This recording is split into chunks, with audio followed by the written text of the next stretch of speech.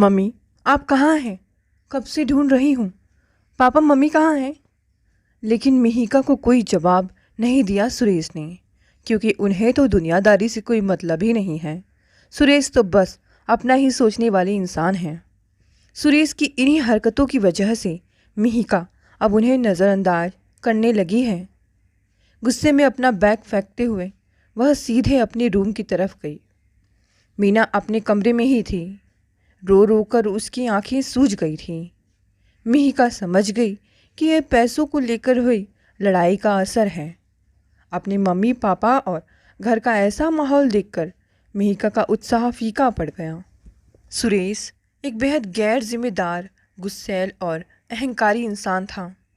किसी से भी सीधे मुंह बात करना तो उसे आता ही नहीं था। जब से मिहिका ने होश संभाला था, उसने अपनी माँ के आंसू और पिता की बेपरवाही ही देखी थी। मीना के पिताजी ने सुरेश के परिवार और बड़े व्यवसाय को देखकर आनन फानन में दोनों का विवाह कर दिया। मीना को ना सुरेश को जानने ना ही समझने का मौका मिला। सुरेश के पिताजी एक जमाने में बड़े बिजनेसमैन हुआ करते थे, लेकिन सुरेश की शादी के 1 साल बाद ही बिजनेस में ऐसा घाटा लगा कि उबर पाना मुश्किल हो गया। सुरेश की माताजी का स्वर्गवास तो पहले ही हो चुका था और इस घाटे के कारण हृदय आघात होने की वजह से पिताजी भी चल बसे। सुरेश का स्वभाव पहले से ही थोड़ा चिड़चिड़ा था, लेकिन बिजनेस में असफलता के कारण वो और भी बुरा होता गया। सुरेश और मीना के दोनों बच्चे, मिहिका और वीर, छोटे थे, तो किसी तरह एक छोटी सी परचूनी की दुकान में खींच तान कर गुजर हो जाती थी।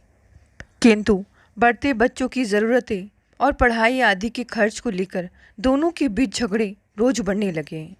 इसका असर मीना की सेहत पर भी पड़ने लगा। बच्चे भी इससे अछूत नहीं रह पाते। रोज रोज की नोक-झोंक का असर उनकी पढ़ाई पर भी होने लगा था। अब तो मीना को भी सुरेश से कोई उम्मीद नहीं थी। वह समझ गई थी कि जो कुछ भी करना है उसे ही करना है। मीना ने अपने पिता और बहन की मदद से उस दुकान में कुछ स्टेशनरी और कॉस्मेटिक्स का सामान रखकर उसे व्यवस्थित किया और खुद दुकान पर बैठने लगी। कई महीनों की मेहनत और उसके मृदु व्यवहार के कारण धीरे धीरे ग्राहक बढ़ने लगे और दुकान अच्छे से चलने लगी। सुरेश सहयोग देने के बजाय और आलसी होता जा रहा था तथा अपनी हीन भावना और निराशा को अक्सर मीना पर निकाल कर ही दम लेता था। पर वो कहते हैं ना, जब हर तरफ से निराशाएं घेर लेती हैं, तब एक आशा की किरण भी जीवन जीने की हिम्मत दे देती है। मीना के लिए वो किरण उसके बच्चे थे। बहुत ही सुलझे और समझदार होने के साथ ही साथ पढ़ाई में भी बहुत अच्छे थे।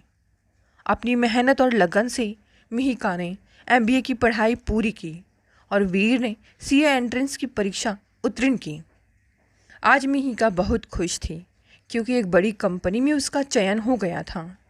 अब वो भी अपनी माँ को आर्थिक रूप से मदद कर पाएगी, यह सोचकर उसकी खुशी दोगुनी हो गई थी। इसके अलावा आज वह एक ऐसी बात मीना को बताने जा रही थी जिसको बताने का साहस वह सुरेश के उग्र स्वभाव के कारण नहीं जुटा पा रही थी। वीर ने उसकी नौकरी लग जाने की खुशी को लेकर आइसक्रीम पार्टी द्वारा बोझिल वातावरण को हल्का बनाने का प्रयास किया। आइसक्रीम खाने के बाद सुरेश अपने कमरे में चला गया। वीर भी अपनी पढ़ाई में व्यस्त हो गया। मिहिका के बहुत बोलने पर मीना उसके साथ वॉक करने घर के पास वाले पार्क में गई। मिहिका ने मीना को अपनी नई कंपनी और ऑफिस के बारे में बताया। उसने यह भी बताया कि उसके कई और दोस्त की नौकरी भी इसी कंपनी में लगी है, जिसमें से एक नितिन भी था। मीना नितिन को जानती थी। मिहिका के और दोस्तों के साथ नितिन भी कई बार उनके घर आया हुआ था। स्वभाव से बहुत ही हंसमुख और विनम्र था। पर रास्ते में मिहिका ने नितिन के बारे में कुछ ऐसा भी बताया जिसे सुनकर मीना को सिर्फ आश्चर्य ही नहीं हुआ, बल्कि एक अजीब सा डर भी घर कर गया। मिहिका और नितिन की दोस्ती कब पसंद और फिर पसंद से प्यार में बदल गई थी, इसका अंदाज़ा मीना को बिल्कुल नहीं था। और जब मिहिका ने यह बताया कि नितिन ने उसे शादी के लिए प्रपोज किया है तो मीना के मन में कई सवाल उठने लगे। मीना ने कहा, देखो मिहिका, नितिन वाकई में एक बहुत अच्छा लड़का है। मैं भी खुले विचारों की हूँ, लेकिन दूसरी जाति और धर्म का होने के कारण सामंजस्य बिठाना मुश्किल होता है। तब मिहिका ने कहा, मम्मी, मैं समझ रही हूँ कि आप क्या कहना चाह रही हैं। मैं मानती हूँ कि यह सब अपनी जगह पर मायने रखते हैं, लेकिन क्या आपको सच में लगता है कि खुश रहने के लिए बस इतना ही काफ़ी है? आप और पापा भी तो एक ही जाति और धर्म के हो। यह प्रश्न मीना को अंदर तक झकझोर गया। खुद को संभालते हुए कहा, और तुम्हारे पापा, उन्हें तो तुम जानती ही हो। पता नहीं उनकी यह सब सुनकर क्या प्रतिक्रिया रहेगी। उनकी रजामंदी मिलना मुश्किल है। उन्हें मनाना मेरी जिम्मेदारी है। मैं उनसे बात करूंगी और उसके पहले मैं आपका फैसला जानना चाहती हूँ। मैं और नितिन इस रिश्ते में आप सबकी रजामंदी चाहते हैं। मिहिका ने उत्तर दिया। ठीक है, मुझे थोड़ा सा समय दो, हम कल इस बारे में बात करते हैं, मीना ने धीमे स्वर में कहा और दोनों घर की तरफ लौट गए। मिहिका और मीना दोनों की आंखों में आज नींद नहीं थी। एक अपने भविष्य के सपनों में खोई हुई थी तो दूसरी अपनी अतीत की यादों में। मीना की जिंदगी के वो पन्ने जिसे उसने इतने सालों से कहीं बंद करके रख दिया था, वो उसके सामने एक एक कर खुलने लगे। 20 वर्षीय मीना बीए फाइनल ईयर में पढ़ रही थी। अपने कॉलेज की टॉपर और अन्य गतिविधियों में भी हरफन मौला थी। खेल कूद का भी उसे बहुत शौक था। बैडमिंटन उसका पसंदीदा खेल था। पढ़ाई पूरी करने के बाद वह आगे और भी पढ़ना चाहती थी। मीना के पिता वैसे तो मूल रूप से उत्तर प्रदेश के निवासी थे, किंतु सरकारी नौकरी में होने के कारण कई सालों से विभिन्न प्रदेशों में उनका तबादला होते रहता था। इस समय वे मध्य प्रदेश के जबलपुर में बिजली विभाग में उच्च पद पर कार्यरत थे। उन्हें बड़ा सरकारी क्वार्टर और गाड़ी भी मिली हुई थी। वे बहुत ही समयनिष्ठ और अनुशासन प्रिय थे। उनके अंतर्गत कई सहकर्मी काम करते थे। उनकी प्रभुत्व जमाने की आदत सिर्फ उनके ऑफिस तक ही नहीं, अपितु परिवार के अंदर भी दिखती थी। मीना की बड़ी बहन लक्ष्मी विवाहित थी और अपने परिवार के साथ रहती थी। मीना की माँ सीमा एक मृद और सरल स्वभाव गृहिणी थी। कुल मिलाकर मीना एक उच्च मध्यम वर्गीय परिवार की थी, जहाँ परिवार की मुखिया का निर्णय ही सर्वोपरि होता था उस जमाने में। मीना, उठो बेटा, आज तुम्हें प्लेग्राउंड में खेलने नहीं जाना है क्या? सीमा ने रसोई घर से आवाज़ लगाई। तब मीना हड़बड़ा कर उठी। घड़ी 7 बजने का संकेत दे रही थी।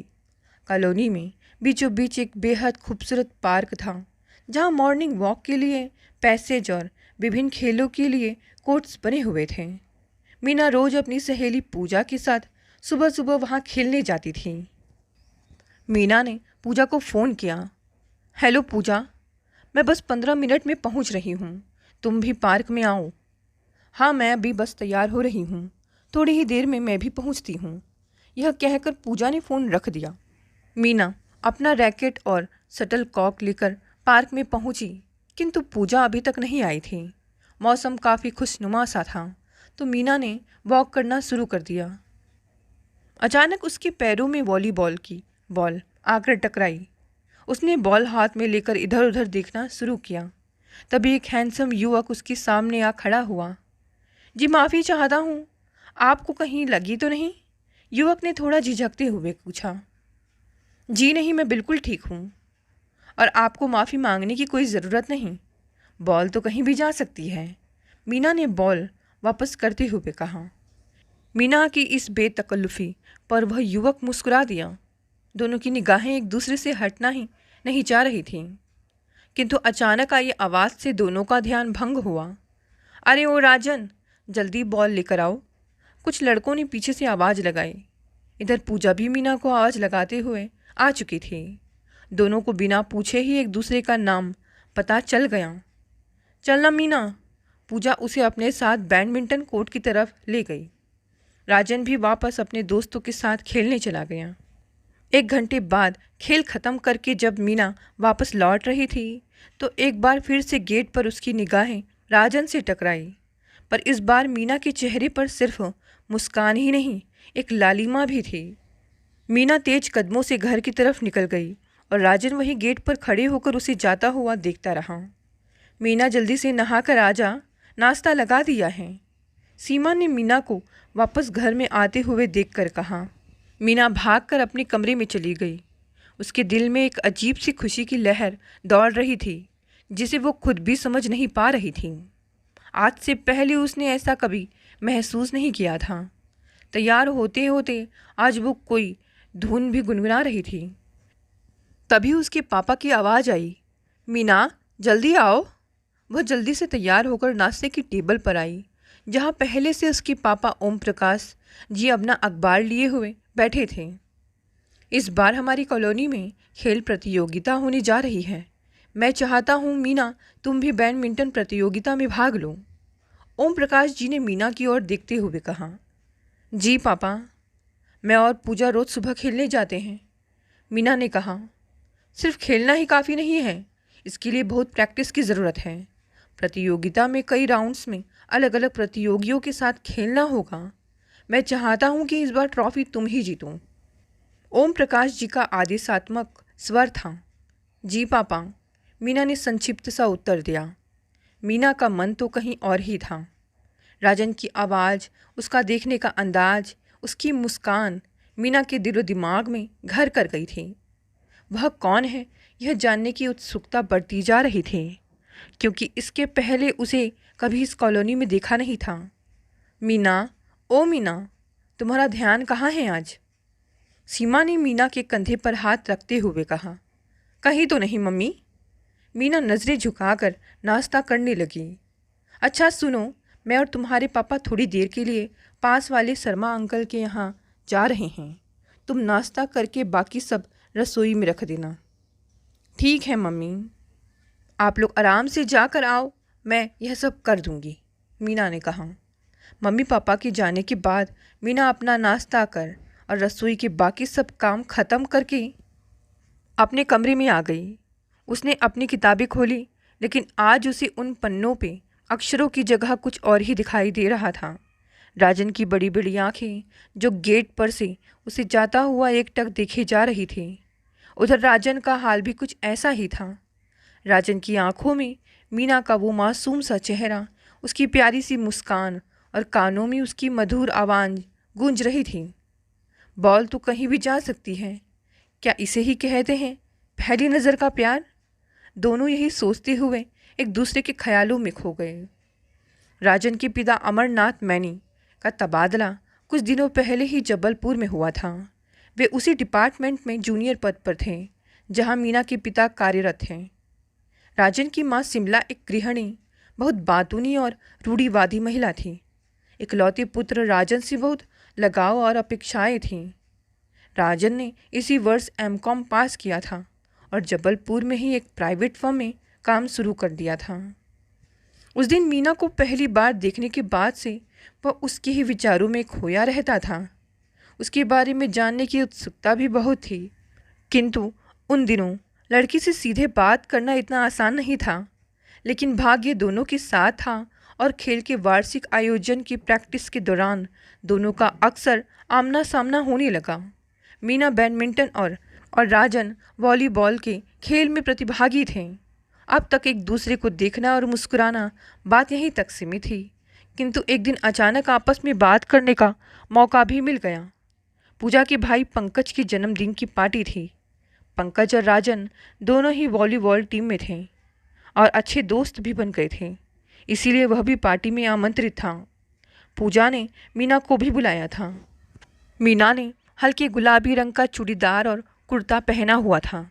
राजन की आंखें उस पर से हट ही नहीं रही थी। पार्टी के दौरान दोनों को बात करने का मौका मिला, जिसका पिछले 1 माह से दोनों को ही इंतज़ार था। मीना मेहमानों को जूस और नाश्ता देने में पूजा की मदद कर रही थी। मीना ट्रे लेकर राजन के पास गई। दोनों के चेहरे पर मुस्कान के साथ साथ थोड़ी सी झिझक भी थी, लेकिन राजन ने हिम्मत करके बात शुरू की। हेलो, मैं राजन मैनी। कुछ महीनों पहले ही हमारा परिवार यहाँ शिफ्ट हुआ है। मैंने आपको बैडमिंटन कोर्ट में खेलते हुए देखा। आप बहुत अच्छा खेलती हैं। राजन ने बात शुरू की, क्योंकि वह इस मौके को कतई छोड़ना नहीं चाहता था। खेल के दौरान राजन उसे देखते रहता है। यह बात मीना को आश्चर्य मिश्रित खुशी दे रही थी। मीना ने भी बात आगे बढ़ाते हुए कहा, तारीफ के लिए बहुत बहुत धन्यवाद। मैं मीना पांडे। आप भी बहुत अच्छा खेलते हैं। दोनों ने कुछ देर और बातें की, और बातों के दौरान यह भी जान लिया कि दोनों के ही मन में एक दूसरे के लिए भावनाएं हैं जो अब हिलोरे ले रही थी। दूसरे दिन राजन प्लेग्राउंड में पहुंचकर मीना के आने का इंतज़ार कर रहा था, परंतु उस दिन उसे निराशा ही हाथ लगी। इसी तरह 3 दिन बीत गए। अब उसकी बेचैनी बढ़ने लगी। आखिर उसने हिम्मत जुटाकर पूजा से पूछा, अरे पूजा, आजकल तुम्हारी पार्टनर कहीं दिखाई नहीं दे रही है। तुम दूसरी पार्टनर के साथ प्रैक्टिस कर रही हो? पूजा ने पूछा। कौन? मीना। कुछ काम था क्या आपको उससे? नहीं, मुझे कुछ काम नहीं था। दरअसल मुझे सभी खिलाड़ियों के नाम की लिस्ट बनाने का काम सौंपा गया है, बस इसीलिए पूछ रहा था। राजन ने हकलाते हुए कहा। ओह अच्छा, मीना तो 1 हफ्ते के लिए अपने होम टाउन गई है। आप उसका नाम भी लिस्ट में लिख लीजिएगा। खेल आयोजन तक वो वापस आ जाएगी, पूजा ने बताया। मीना सकुशल है, यह सुनकर राजन को राहत मिली, लेकिन यह 1 हफ्ता मानो एक युग सा लग रहा था उसे। आज 1 हफ्ता पूरा हो गया था। राजन सुबह जल्दी से तैयार होकर ग्राउंड में पहुंच गया। कुछ देर के बाद मीना आई, पर उसके साथ पूजा भी थी। बात करना तो मुमकिन नहीं था, पर दोनों ने एक दूसरे को जी भर कर देखा और एक दूसरे की आंखों में यह भी पढ़ लिया कि दोनों का ही मन एक दूसरे से मिलने के लिए कितना बेचैन था। खेल आयोजन की तैयारियां जोर शोर से शुरू हो गई थी। पूरे ग्राउंड को बहुत अच्छी तरह से सजाया गया था और कॉलोनी के सभी लोग बड़े उत्साहित थे। मीना और राजन के माता पिता भी ग्राउंड में मौजूद थे। सबसे पहले वॉलीबॉल का मैच शुरू हुआ। राजन की टीम मैच जीत गई। मीना ने आंखों ही आंखों में राजन को बधाई दी। उसके बाद कई और खेल भी हुए। बैडमिंटन की प्रतियोगिता बस अब शुरू ही होने वाली थी। मीना की आंखें राजन को ढूंढ रही थीं। ओम प्रकाश, सीमा, पूजा सबने खेल शुरू होने से पहले मीना को शुभकामना दी। मीना जैसे ही पानी की बोतल लेने पास की टेबल पर गई, तो एक छोटे से बच्चे ने आकर उसके हाथ में एक चिट थमाई। उसने खोलकर देखा तो लिखा था, ऑल द बेस्ट RM। उसके चेहरे पर मुस्कान आ गई और वो दोगुने उत्साह से खेलने लग गई। गेम खत्म होने के बाद घोषणा हुई, बैडमिंटन खेल की विजेता है मीना पांडे। तालियों की गड़गड़ाहट से पूरा पंडाल गूंज उठा। 1 घंटे का ब्रेक हुआ। उस बीच एक और चिट फिर से मीना को मिली। अब की बार चिट के साथ साथ एक लाल गुलाब था, जिसे देखते ही मीना का चेहरा भी उस गुलाब की तरह खिल उठा। उसने चिट खोल कर पढ़ा, कॉन्ग्रेचुलेशंस। कॉलोनी के बाहर वाले मंदिर में इंतज़ार कर रहा हूँ, RM। एक तरफ मिलने की चाहत भी थी, पर दूसरी तरफ किसी के देखने का डर भी था। इसी दुविधा में फंसी मीना बेचैन हो उठी। कुछ देर सोचने के बाद वह सीमा के पास गई। मम्मी, मैं थोड़ी देर के लिए घर जाकर आती हूँ, थोड़ी थकान लग रही है। चलो मैं भी चलती हूँ, सीमा ने खड़े होते हुए कहा। अरे नहीं मम्मी, आप आराम से यहाँ रुकिए, मैं थोड़ी सी देर में जाकर आती हूँ। ठीक है, ये लो चाबी, सीमा ने घर की चाबी मीना को देते हुए कहा। कॉलोनी के बाहर कुछ दूर पर एक मंदिर के पीछे राजन मीना के इंतज़ार में खड़ा था। उसे पूरा विश्वास था कि मीना जरूर आएगी। आज उसने निश्चय कर लिया था अपने मन की बात मीना तक पहुंचाने की और उसके मन की बात भी जानने की। मीना मंदिर के पिछवाड़े पहुंची।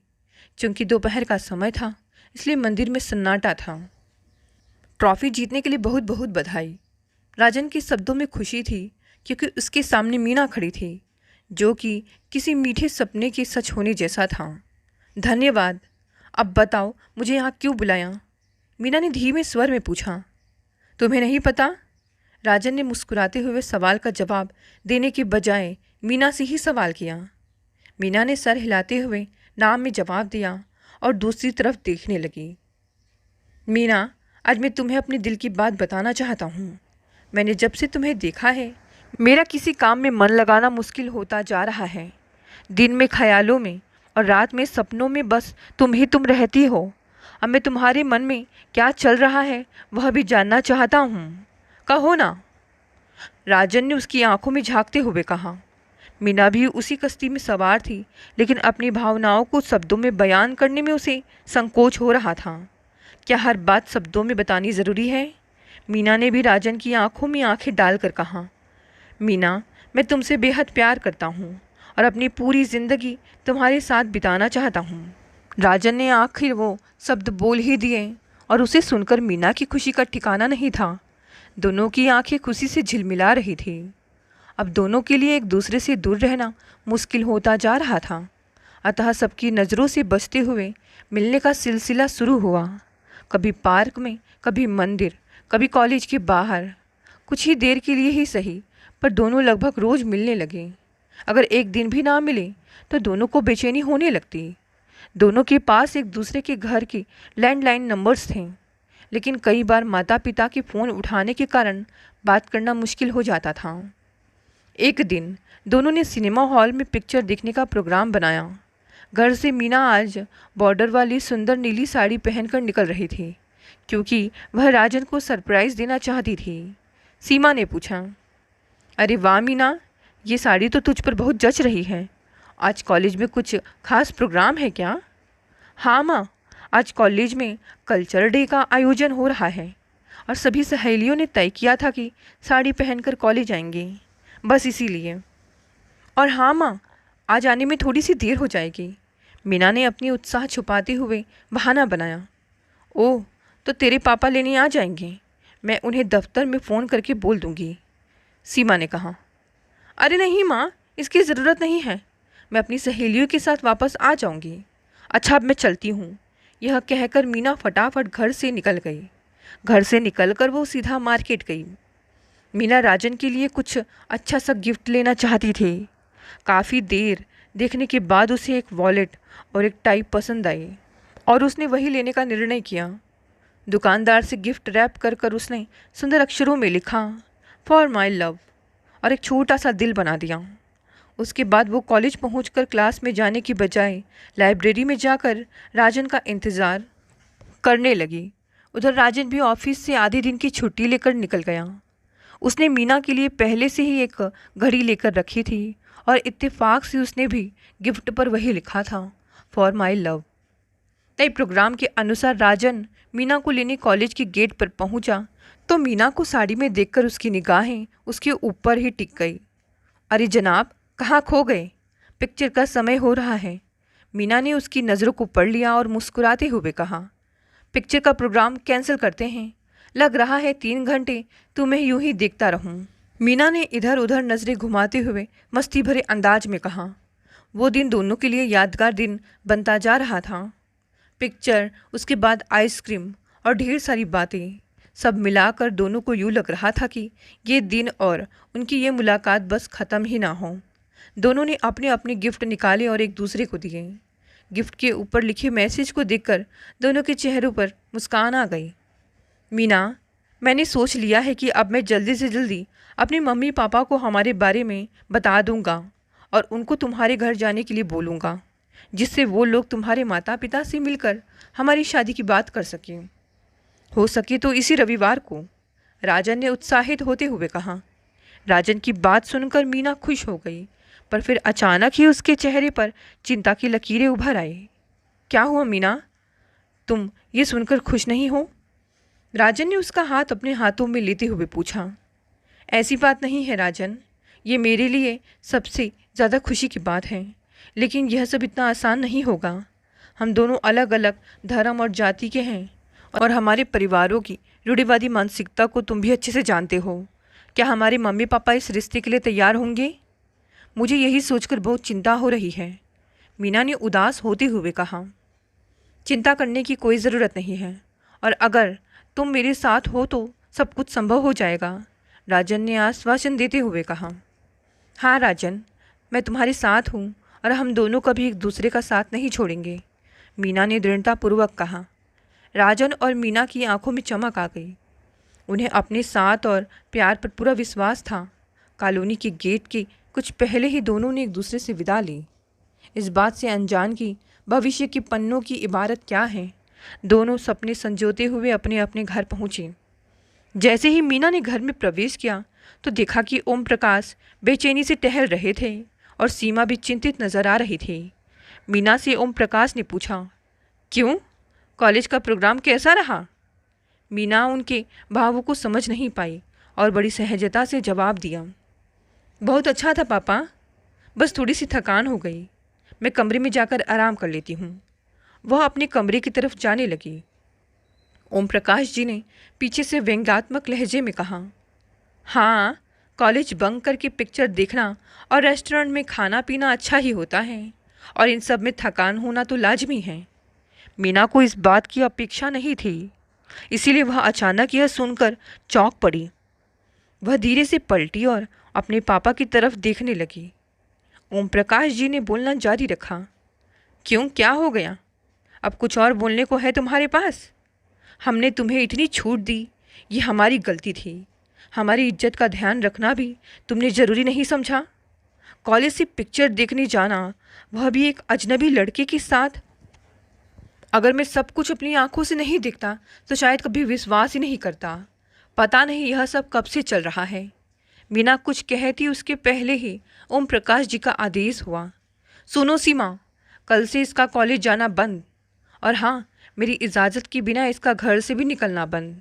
पूरे समाज में ये चर्चा का विषय बने उसके पहले एक अच्छे लड़के को ढूंढकर इसकी शादी करा दूंगा। मीना ने रोते हुए कहा, पापा, मेरी बात तो सुनिए। राजन बहुत अच्छा लड़का है। हम दोनों एक दूसरे को बहुत पसंद करते हैं और शादी करना चाहते हैं। एक बार आप उससे और उसके परिवार वालों से मिल लीजिए। शादी की बात सुनते ही ओम प्रकाश जी का पारा 7वें आसमान पर पहुंच गया। तुमने ये सोचा भी कैसे कि मैं इस प्रेम विवाह के लिए तैयार हो जाऊंगा? और तो और, लड़के के बारे में मैंने पता किया है। वो दूसरी जाति का है और हमारे परिवार और उनके परिवार के स्तर में बहुत अंतर है। तुम्हारे भविष्य के लिए यही उचित है कि तुम उस लड़के को भूल जाओ। यह कहकर ओम प्रकाश जी वहाँ से चले गए। पापा प्लीज़, पापा मेरी बात तो सुनिए। मम्मी, आप तो मेरी बात सुनिए, प्लीज़ आप पापा को समझाइए ना, मीना ने अनुरोध भरी स्वर में कहा। मीना, तुम जानती हो अपने पापा को, वो कभी इस रिश्ते के लिए तैयार नहीं होंगे। सबकी भलाई इसी में है कि तुम यह सब बातें यहीं ख़त्म कर दो, सीमा ने समझाते हुए कहा। निराश मीना अपने कमरे में आकर फूट फूट कर रो पड़ी। उधर राजन मीना के घर पर हुई इन सब बातों से अनजान अगले दिन कुछ जल्दी ही उठ गया। शिमला किचन में चाय बना रही थी।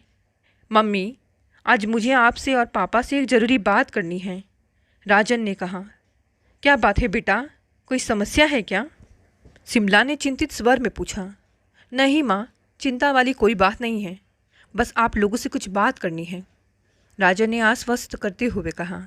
तीनों जब साथ में बैठ चाय पी रहे थे, राजन ने हिम्मत जुटाते हुए कहा, मम्मी पापा, मुझे एक लड़की पसंद है। उसका नाम मीना पांडे है और वो इसी कॉलोनी में रहती है। मैं उसे शादी। शिमला राजन की बात बीच में काटते हुए ही बिफर पड़ी। ये क्या बोल रहे हो तुम? हर काम मेरी पसंद से करने वाले मेरे बेटे ने मेरे लिए बहू पसंद कर ली है, वो भी दूसरी जाति की, और इतनी बड़ी बात हमें आकर बस यूं ही बता रहे हो, राजन ने अनुरोध भरे स्वर में कहा। माँ, आप मेरी बात तो सुनो, ऐसा नहीं है, मैं आप लोगों के आशीर्वाद से ही शादी करना चाहता हूँ। मीना बहुत अच्छी लड़की है, इससे क्या फ़र्क पड़ता है कि वो हमारी जाति की नहीं। आप लोग एक बार मीना और उसके माता पिता से मिल तो लीजिए। वाह, तुम तो अभी से उस लड़की के लिए हमसे बहस कर रहे हो, आगे चलकर पता नहीं क्या क्या होगा, शिमला ने क्रोधित स्वर में कहा। माँ, ऐसा कुछ नहीं है, आप मुझसे बिना मिले ऐसा सब क्यों कह रही हैं? पापा, आप मम्मी को समझाइए ना, राजन ने अमरनाथ जी की तरफ देखते हुए कहा। अमरनाथ जी, जो इतनी देर से सब कुछ चुपचाप सुन रहे थे, उन्होंने गंभीर आवाज़ में राजन की तरफ देखते हुए पूछा, क्या उसके माता पिता इस रिश्ते के लिए तैयार हैं? मुझे नहीं पता, किंतु एक बार हम सब मिलकर इसके बारे में बात कर लें, मैं सिर्फ यही चाहता हूँ, राजन के स्वर में आशा की किरण थी। देखो राजन, जब तुमने बताया कि वह हमारी कॉलोनी के पांडे जी की बेटी है, तभी मैं समझ गया कि वो ओम प्रकाश पांडे ही होंगे, जो मेरे डिपार्टमेंट में मेरे सीनियर हैं। मैं उन्हें रोज़ मिलता हूँ और अच्छी तरह जानता हूँ। वह अपनी जाति, धर्म, पद, प्रतिष्ठा के लिए बहुत एकनिष्ठ हैं। वो इस रिश्ते के लिए कभी तैयार नहीं होंगे। तुम्हारे लिए यही अच्छा है कि उस लड़की को भूल जाओ। अमरनाथ जी ने राजन को समझाते हुए कहा। पापा, मैं मीना को नहीं भूल सकता। मैं अपने प्यार के लिए कुछ भी करूँगा। मैं उसके पापा से बात करूँगा और उन्हें समझाऊँगा। बस मुझे आप लोगों का साथ चाहिए। राजन को अपने प्यार पर पूरा विश्वास था। देखो बेटा, हम लोग भी तुम्हारी खुशी ही चाहते हैं, लेकिन शादी के लिए सिर्फ प्यार ही काफ़ी नहीं होता। हम लोग एक समाज में रहते हैं जहाँ के अपने कायदे कानून होते हैं। उनके और हमारे आर्थिक, सामाजिक, पारिवारिक सभी स्तर बहुत अलग हैं। अमरनाथ जी को अब राजन की चिंता हो रही थी। उन्हें पता था कि इस रिश्ते से उसे निराशा ही हाथ लगने वाली है। बस बहुत हो गया। अब इस बारे में और कुछ सुनने की ज़रूरत नहीं है। बस अब इस बारे में कुछ और कहने सुनने की ज़रूरत नहीं है। इस रिश्ते का कोई भविष्य नहीं है। हम तुम्हारी शादी अपनी ही बिरादरी की अच्छी लड़की देखकर शीघ्र ही कर देंगे और कुछ ही दिनों में तुम उस लड़की को भूल जाओगे। शिमला ने आवाज़ ऊंची करते हुए अपना फैसला सुना दिया। राजन गुस्से में उठा और घर से बाहर निकल गया। उसका दम घुट रहा था। उसे कैसे भी करके मीना से मिलना था। वो सीधा मीना के कॉलेज पहुंच गया और दरवाजे के बाहर उसका इंतज़ार करने लगा। राजन कॉलेज के बाहर मीना का इंतज़ार कर रहा था। दोपहर के 12 बजने तक मीना नहीं आई। राजन की बेचैनी बढ़ने लगी थी। उसने पास की ही पीसीओ से मीना के घर पर फ़ोन लगाया, किंतु हर बार सीमा ने ही फ़ोन उठाया और राजन को बिना कुछ बोले ही बार बार फ़ोन काटना पड़ा। मीना समझ गई थी कि राजन ही फ़ोन कर रहा है, किंतु वह मजबूर थी। अब राजन का धैर्य भी जवाब देने लगा था। राजन ने कॉलेज से पंकज के घर का रुख किया, इस आशा से कि शायद पूजा से कुछ जानकारी मिल सके। हाय पंकज, कैसे हो? आज ऑफिस से छुट्टी ली है। सोचा अगर तुम फ्री हो तो तुम्हारे साथ कुछ समय बाहर बिताया जाए, राजन ने कहा। पंकज ने जवाब में कहा, सॉरी यार राजन, आज मुझे बहुत ज़रूरी कामों से बाहर जाना है, फिर किसी दिन साथ में चलेंगे। राजन को पूजा भी कहीं नज़र नहीं आ रही थी। उसने पंकज से पानी पिलाने के लिए कहा। पंकज ने पूजा को आवाज़ लगाई। पूजा, राजन के लिए एक गिलास पानी लाना। राजन, मैं अपना बैग लेकर आता हूँ, तुम मुझे बस स्टॉप तक छोड़ दोगे? हाँ ज़रूर, राजन ने जवाब दिया। पंकज अंदर अपना बैग लेने चला गया। तभी पूजा पानी लेकर आई। राजन ने एक सेकंड भी बर्बाद किए बिना ही अपनी बात शुरू की। पूजा, मुझे तुम्हारी मदद चाहिए। मैं कब से कोशिश कर रहा हूँ, पर मीना से बात नहीं हो पा रही है। मेरा उससे बात करना बहुत ज़रूरी है। तुम प्लीज़ उस तक मेरा एक मैसेज पहुँचा दो कि मैं गणेश मंदिर के पीछे उसका इंतज़ार कर रहा हूँ। पूजा कुछ समझ पाती तब तक पंकज आ गया, इसलिए राजन को अपनी बात वहीं ख़त्म करनी पड़ी। दोनों घर से निकल गए। राजन मंदिर में खड़े खड़े यही सोच रहा था कि पता नहीं पूजा ने उसका संदेश मीना तक पहुंचाया होगा या नहीं।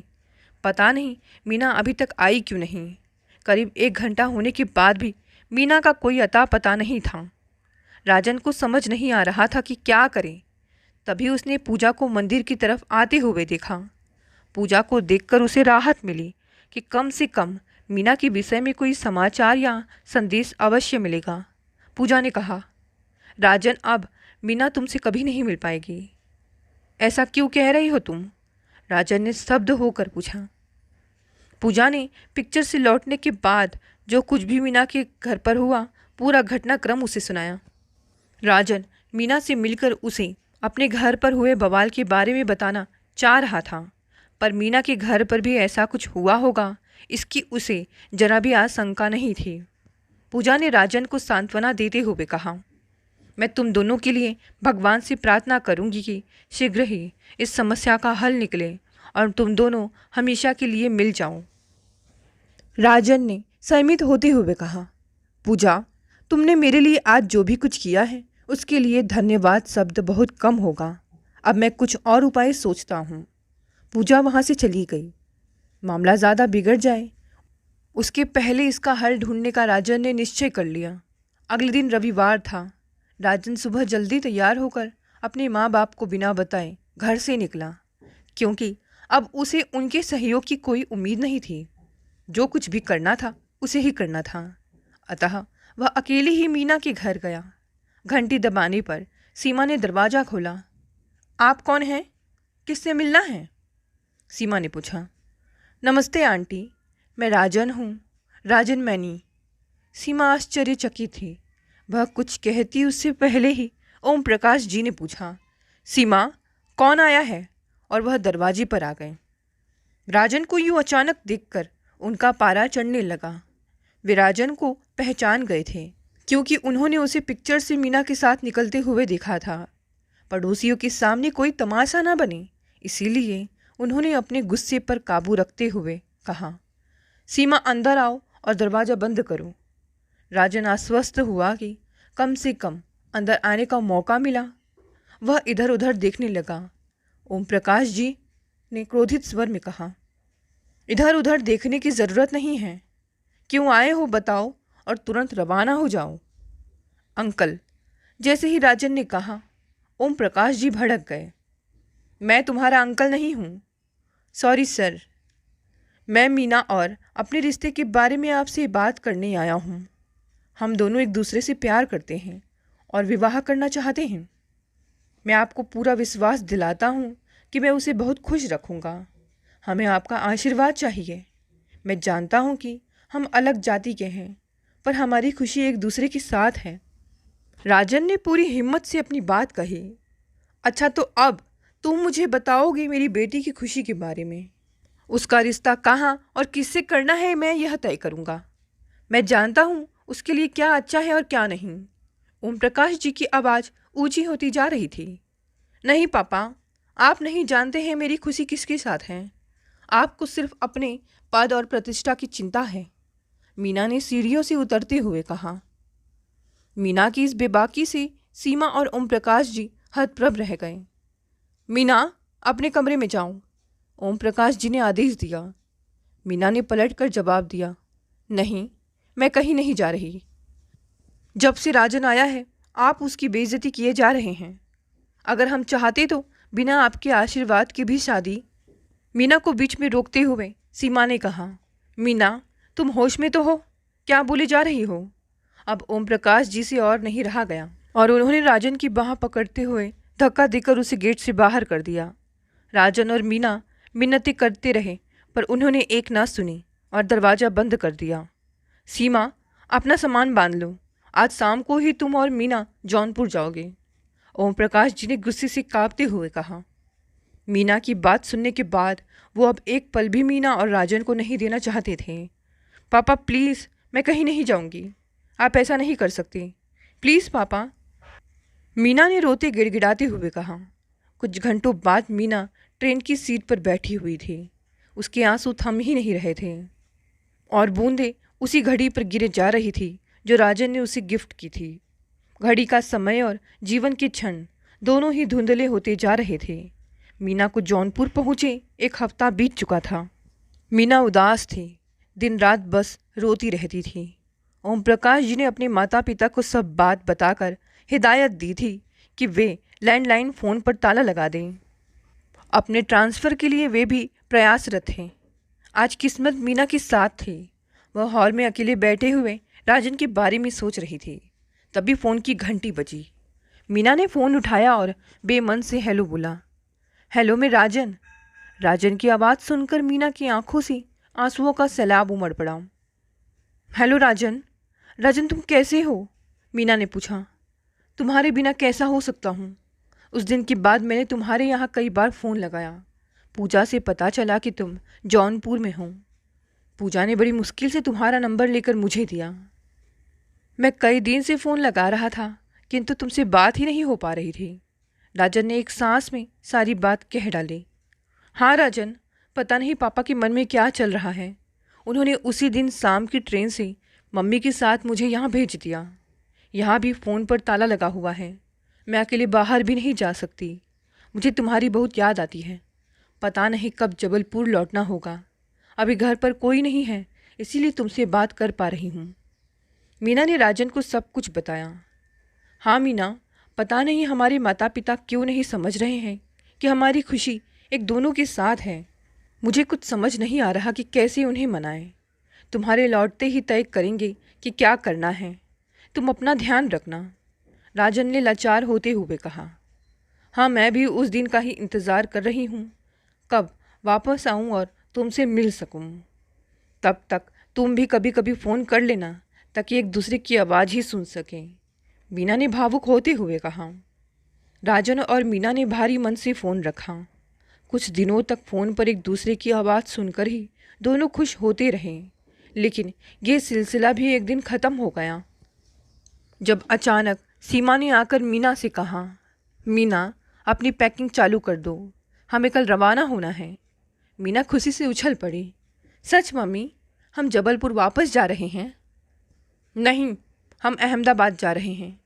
तुम्हारे पापा का ट्रांसफ़र और प्रमोशन भी हो गया है, वे वहाँ पहुँच गए हैं। सीमा ने अलमारी से कपड़े निकालते हुए कहा। अहमदाबाद? अचानक प्रमोशन और ट्रांसफ़र? पापा यह सब जानबूझकर कर रहे हैं ताकि मैं राजन से नहीं मिल सकूं ना। लेकिन आप लोग यह सब करके राजन के प्रति मेरे प्यार और मेरी भावनाओं को नहीं बदल सकेंगे, मीना ने गुस्से में कहा। तीसरे दिन ओम प्रकाश जी अहमदाबाद स्टेशन पर ट्रेन का इंतज़ार कर रहे थे। जैसे ही सीमा मीना के साथ प्लेटफॉर्म पर उतरी, वे बहुत खुश हुए। मीना ने उनके पैर छुए, पर वो क्रोध और उदासी से भरी थी। इस नए शहर में तुम दोनों का स्वागत है, उन्होंने उत्साहित स्वर में कहा। मीना ने उनकी बात का कोई जवाब नहीं दिया। सीमा ने परिस्थिति की नाजुकता को भांपते हुए बात संभाली। हम लोग इतने लंबे सफ़र से थक गए हैं, घर चलकर आराम से बात करेंगे। सब लोग घर पहुँचे। सरकारी कॉलोनी में पहले से भी बड़ा क्वार्टर मिला था उन्हें। वे सीमा को पूरा घर दिखा रहे थे, गार्डन, गाड़ी, नौकर चाकर दिखाकर शायद मीना को राजन के स्तर का एहसास करा रहे थे। लेकिन मीना अपना बैग लेकर अपने कमरे में चली गई। ओम प्रकाश जी स्टेशन से लेकर अब तक मीना के तेवर को महसूस कर रहे थे। सीमा, क्या ये अभी तक उस लड़के को भूली नहीं? उसके संपर्क में है क्या? ओम प्रकाश जी ने पूछा। सीमा ने आश्वस्त किया, नहीं नहीं, उसके संपर्क का अब कोई साधन ही नहीं है। अब यहाँ आकर तो धीरे धीरे भूल ही जाएगी। जितना जल्दी हो सके उसे इन सब बातों से बाहर आना होगा। मेरे एक मित्र ने यहाँ पर अपने ही बिरादरी के एक लड़के के बारे में बताया है। बहुत बड़ा बिजनेस है, घर परिवार सब बहुत अच्छा है। ओम प्रकाश जी ने सीमा को लड़के और परिवार के बारे में बताया। लेकिन इतनी जल्दी क्या है? अभी तो यह पहला ही रिश्ता है, हम और भी अच्छे रिश्ते की तलाश करेंगे। सीमा को ओम प्रकाश जी की यह जल्दबाजी अच्छी नहीं लगी। जल्दी? यह तुम कह रही हो? अपनी बेटी के तेवर नहीं देख रही हो? वह कुछ और उल्टे कदम उठाए इसके पहले उसकी शादी करना जरूरी है। और फिर घर परिवार, लड़का, बिजनेस सब अच्छा है तो फिर क्या देखना बचता है। तुम अब तैयारी में लग जाओ। मैं उन्हें जल्दी ही आमंत्रित करूँगा और अगर मीना उन्हें पसंद आती है तो शीघ्र ही सगाई कर देंगे। ओम प्रकाश जी ने सीमा की किसी भी बात को तवज्जो दिए बिना अपना निर्णय सुना दिया। मीना इन सब बातों से बेखबर अपने कमरे में बैठे सोच रही थी कि कैसे राजन से संपर्क करे और उसे अपने अहमदाबाद आने की खबर करे। राजन के साथ अब तक बिताए सारे पल किसी फिल्म की भांति उसकी आंखों के सामने घूम रहे थे। उधर राजन ने 3 दिन में कई बार मीना को फ़ोन लगाया, किंतु हर बार निराशा ही हाथ लगी। उसे लगा शायद मीना लौट आई हो, इसीलिए उसके घर पर फ़ोन लगाया, किंतु वह भी बंद आ रहा था। राजन उसके घर पर भी जाकर आया, पर वहाँ भी गेट पर ताला लटका हुआ था। यह सब देखकर उसका माथा ठनका। जौनपुर और जबलपुर के अलावा वह कहाँ हो सकती है। वह अपने पिता के ऑफिस पहुँचा। उसे अचानक वहाँ देखकर अमरनाथ जी ने आश्चर्यचकित होकर पूछा, राजन तुम? क्या बात है? अचानक ऑफिस में कैसे आना हुआ? आप बताइए कि बात क्या है आखिर? मीना के घर पर ताला है, फ़ोन भी बंद आ रहा है। मैं उसके पिताजी से मिलने आया हूँ, कहाँ है वो? राजन ने अधीर होते हुए कहा। अमरनाथ जी ने उसे शांत करते हुए कहा, मैंने तुम्हें पहले ही कहा था कि यह रिश्ता संभव नहीं है। पांडे जी ने अहमदाबाद ट्रांसफ़र ले लिया है। अब तुम भी अपने काम पर ध्यान दो और उस लड़की को भूल जाओ। अहमदाबाद? ये आप क्या कह रहे हैं? राजन ने गुस्से से कांपते हुए कहा और ऑफिस से बाहर निकल गया। दोनों की प्यार का चांद बिरादरी और प्रतिष्ठा के काले बादलों में छिप गया। 6 महीने बाद लाल साड़ी, माथे पर लाल बिंदी, मांग में सिंदूर और कलाई भर चूड़ियां पहने हुए मीना किचन में नाश्ता बना रही थी। अभी तक नाश्ता बना नहीं क्या? कितनी देर हो रही है? सुरेश ने झल्लाते हुए बाहर से आवाज़ दी। मीना झटपट प्लेट में पोहा और चाय का कप ट्रे में रखकर टेबल पर देने आई। समय का थोड़ा ध्यान रखा करो, सुरेश ने मुंह बिगाड़ते हुए कहा। मीना ने बहस करना उचित नहीं समझा और लंच तैयार करने फिर से किचन में चली गई। मीना और सुरेश का चटमंगनी पट ब्याह था। सुरेश वही लड़का था जिसे ओम प्रकाश जी ने मीना के लिए चुना था। उन्होंने जल्दबाजी में मीना की अनिच्छा से यह रिश्ता तय कर दिया। दोनों को एक दूसरे को समझने का मौका भी नहीं दिया गया। सुरेश की पढ़ाई में कुछ खास रुचि नहीं थी, इसीलिए किसी तरह ग्रेजुएशन पूरा करने के बाद अपने पिता के साथ बिजनेस में लग गया था, किंतु वहाँ भी वह कोई काम ढंग से नहीं करता था। मीना भी पिछले 1 माह से उसके रंग ढंग देख रही थी। नई नई शादी होने के बावजूद भी वह मीना से कभी प्यार से बात नहीं करता था। मीना के दिल में राजन की जिंदा दिल छवि बसी हुई थी, पर फिर भी वह सब कुछ भुलाकर सुरेश के साथ तालमेल बिठाने का प्रयास कर रही थी। लेकिन उसका गुस्सैल और चिड़चिड़ा स्वभाव मीना को राजन को भूलने ही नहीं दे रहा था। 1 साल बाद मिहिका और फिर कुछ साल बाद वीर का जन्म हुआ। मीना ने सोचा शायद बच्चों की वजह से सुरेश में बदलाव आए, लेकिन वह जैसा था वैसा ही रहा। मीना की जिम्मेदारियां और व्यस्तता जैसे जैसे बढ़ती जा रही थी, वैसे वैसे उदासी और परेशानियां भी बढ़ रही थी। इस तरह की जिंदगी को उसने नियति मानकर स्वीकार कर लिया था, इसीलिए सीमा के पूछने पर भी अपना दुख साझा नहीं करती थी।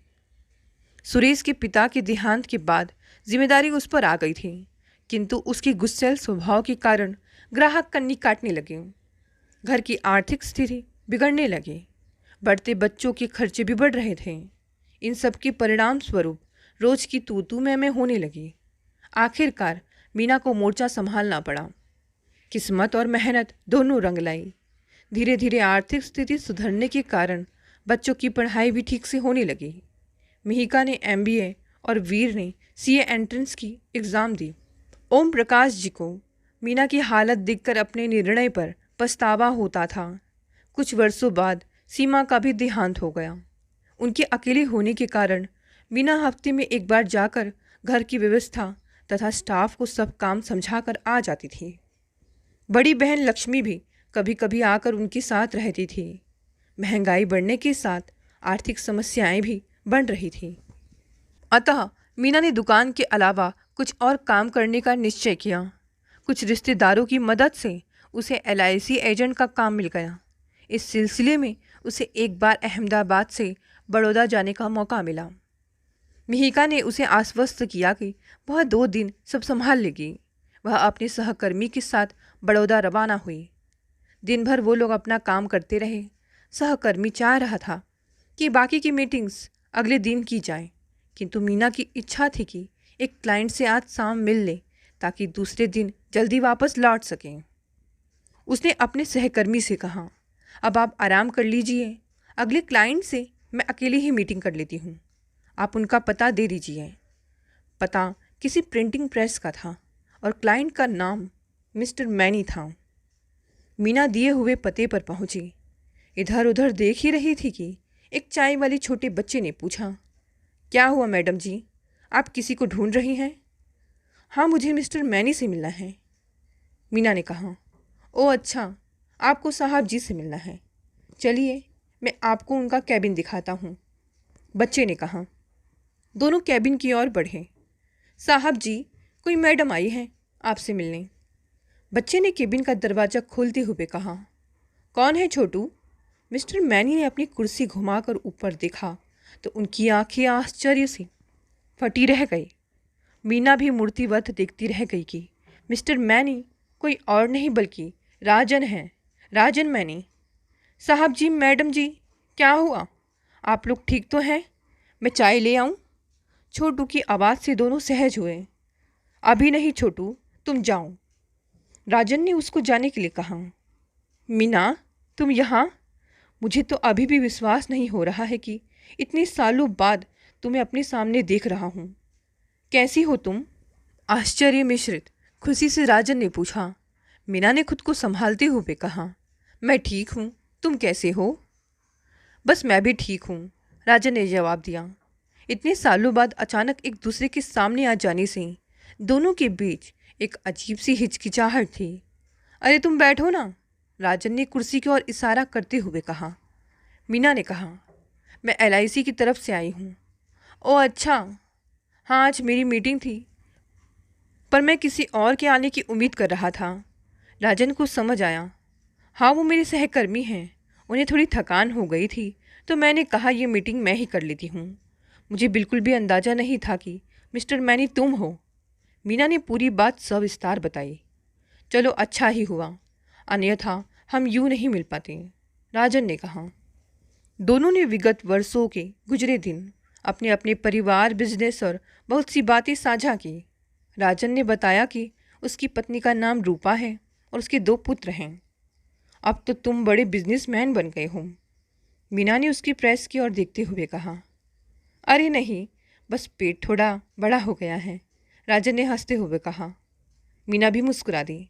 लेकिन तुम बहुत कमज़ोर हो गई हो मीना, राजन ने ध्यान से उसकी ओर देखते हुए कहा। उसे महसूस हुआ कि अपनी मुस्कुराहट के पीछे मीना शायद कोई दर्द छिपाए हुए हैं। ऐसा कुछ नहीं है, बस इन दिनों व्यस्तता कुछ ज़्यादा बढ़ गई है। मीना ने बात को टालना चाहा, लेकिन राजन उसके शब्दों की छुपे भावों को पढ़ पा रहा था। कुछ तो था जो मीना छुपा रही थी। अब मैं चलती हूँ, बातों में समय का पता ही नहीं चला, मीना ने अपनी घड़ी की ओर देखते हुए कहा। काफ़ी रात हो गई है, मैं तुम्हें होटल तक छोड़ देता हूँ, राजन ने कहा और दोनों राजन की कार में बैठकर होटल के लिए निकल गए। होटल के रास्ते में दोनों के बीच एक अजीब सी खामोशी थी। कभी घंटों घंटों बात करने वालों को आज शब्दों को खोजना पड़ रहा था।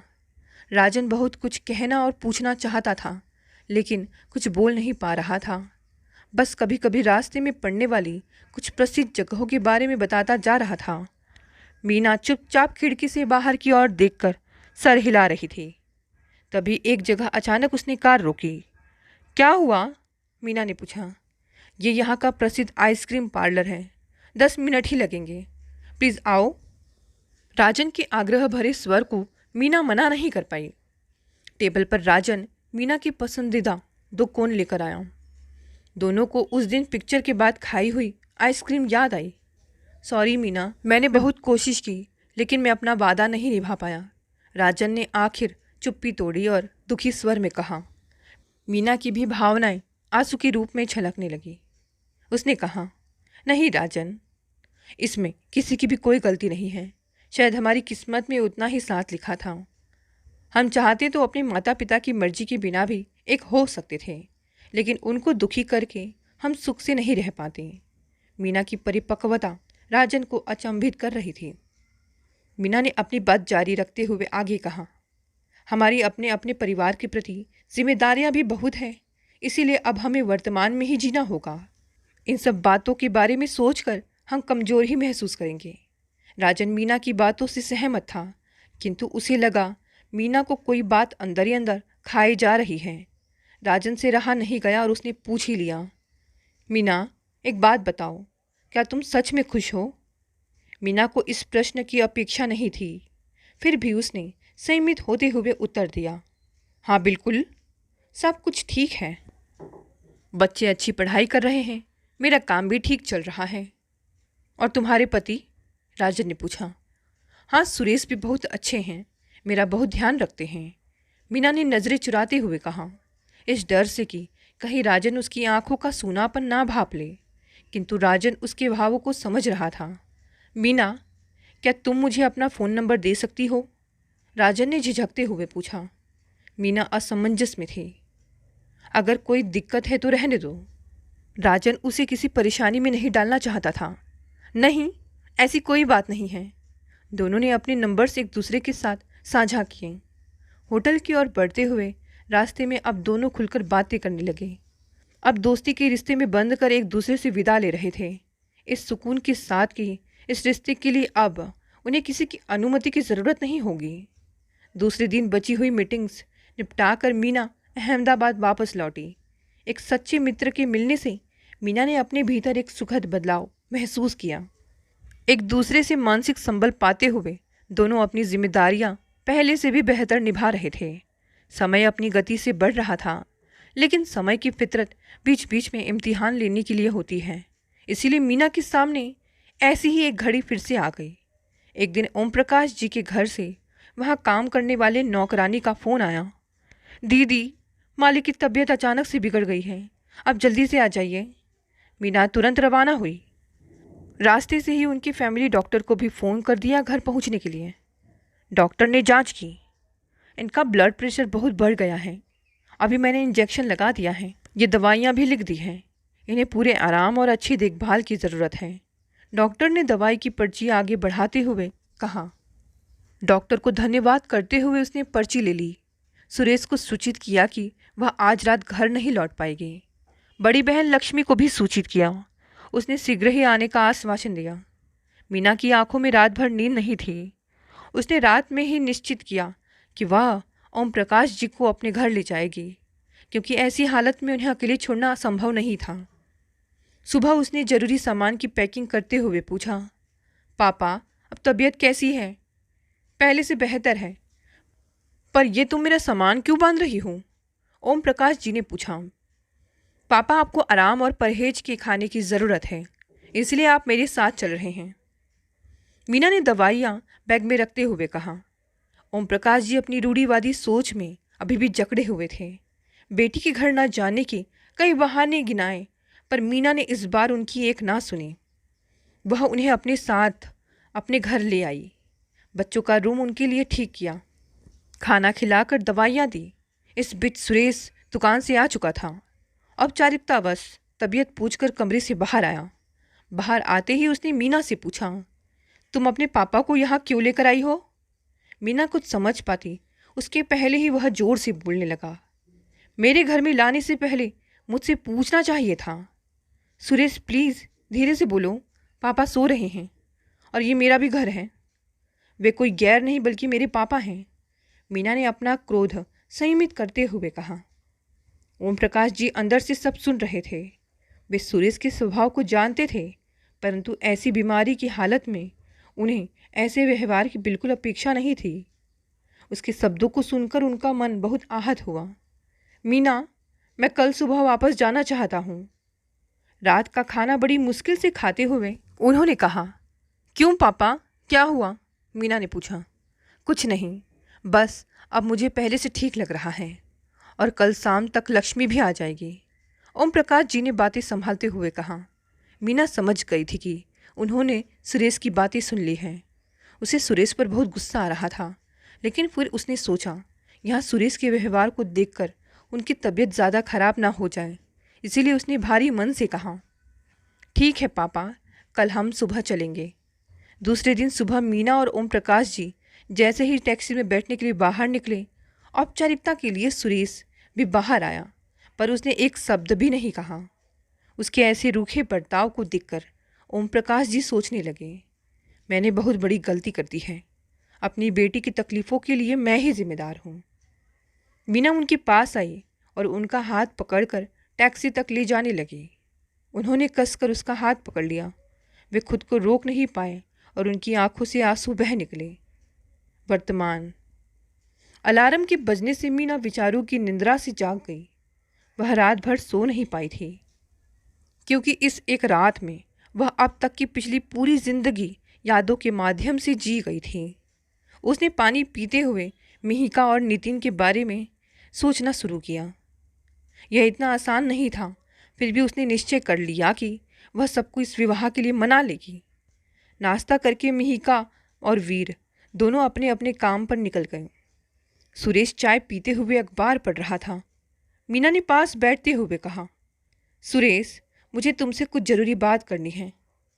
तुम्हें दिखाई नहीं दे रहा कि मैं अखबार पढ़ रहा हूँ? चैन से चाय पीने दो, सुरेश ने हमेशा की तरह चिढ़कर कहा। सुरेश, यह बहुत ज़रूरी बातें हैं, हमारी बेटी का भविष्य इससे जुड़ा हुआ है।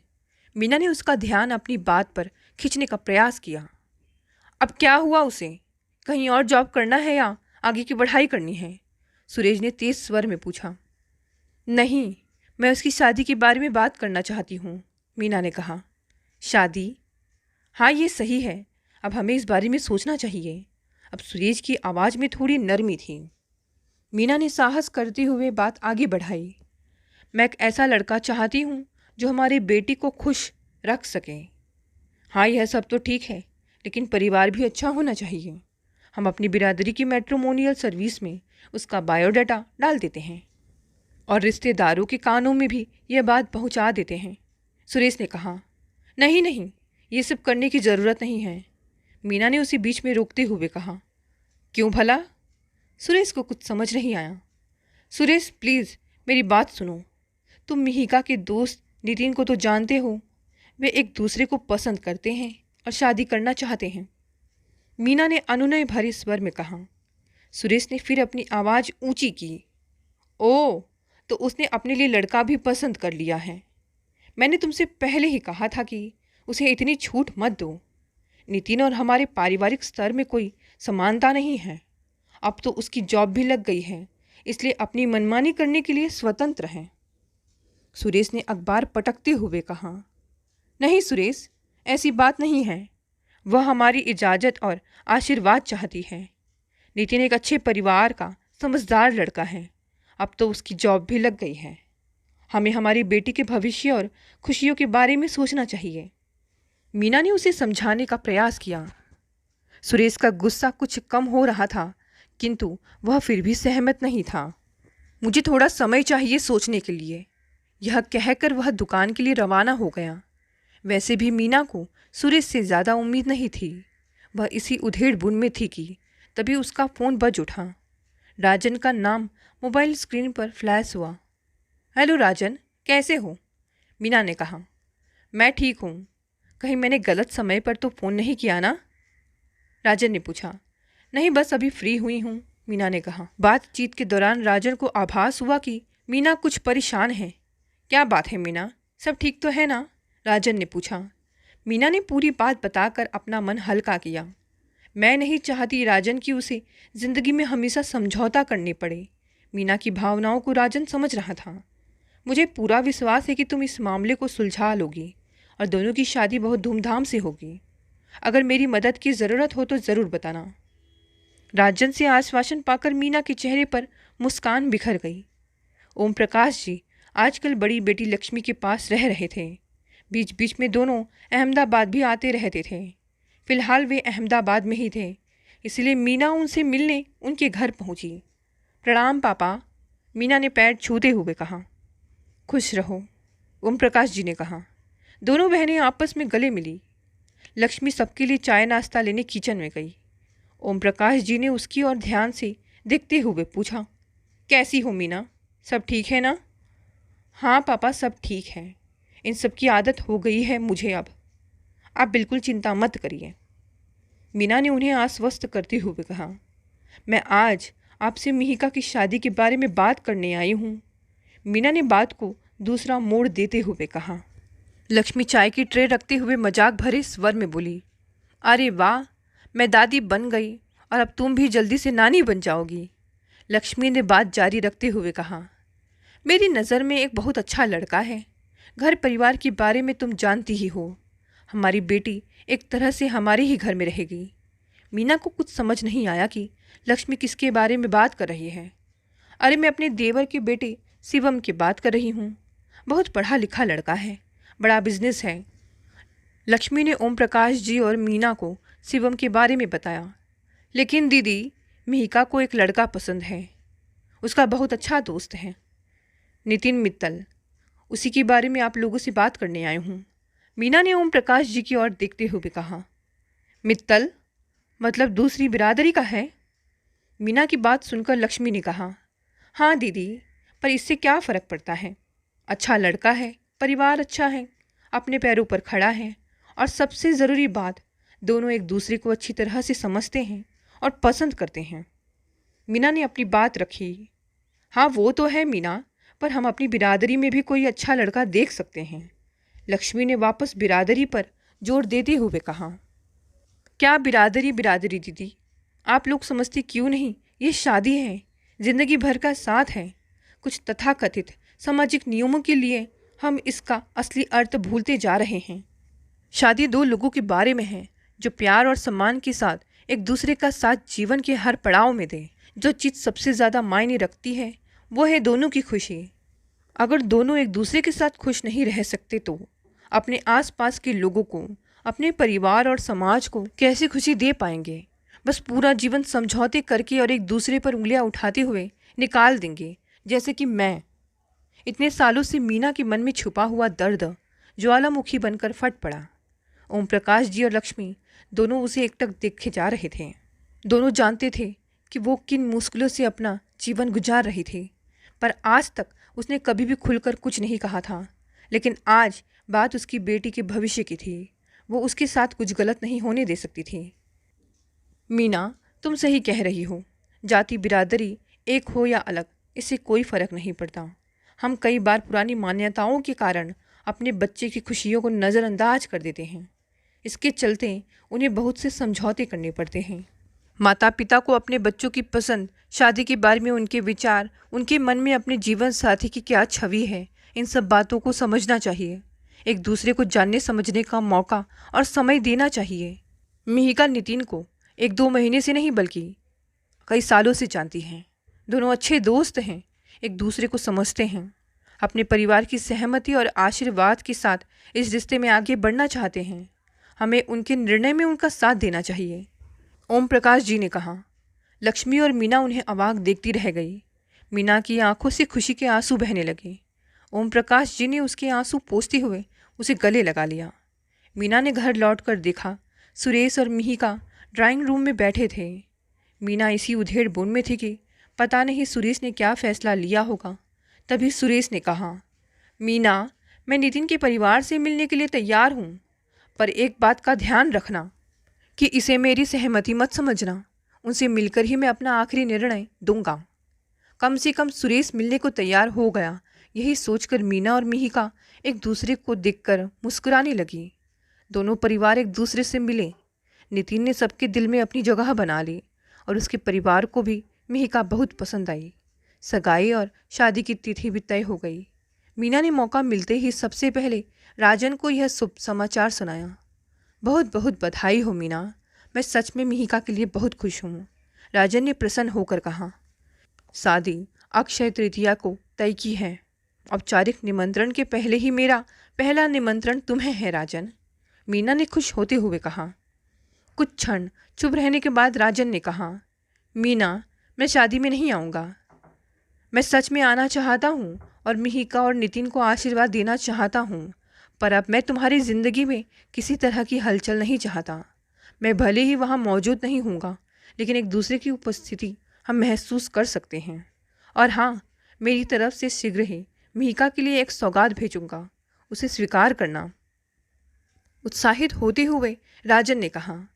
उसकी बातें सुनकर मीना के मन में उसके प्रति सम्मान और भी बढ़ गया। कुछ दिनों बाद कोरियर से मीना के पते पर एक बंडल आया। मीना ने जब उसे खोलकर देखा तो राजन की उपस्थिति को सच में महसूस किया और ईश्वर को ऐसा मित्र देने के लिए धन्यवाद दिया। उसकी तरफ से आई हुई अनमोल सौगात थी। उसके प्रेस में छपे हुए बहुत सुंदर आसमानी रंग के कार्ड, जिस पर सुनहरे अक्षरों में लिखा हुआ था, मिहिका संग नितिन। दोस्तों, कहानी यही समाप्त हो गई। कहानी पसंद आई तो इसे लाइक, शेयर, कमेंट करें। नए हैं तो चैनल को भी सब्सक्राइब कर लें। धन्यवाद दोस्तों, मिलते हैं अगली नई कहानी से।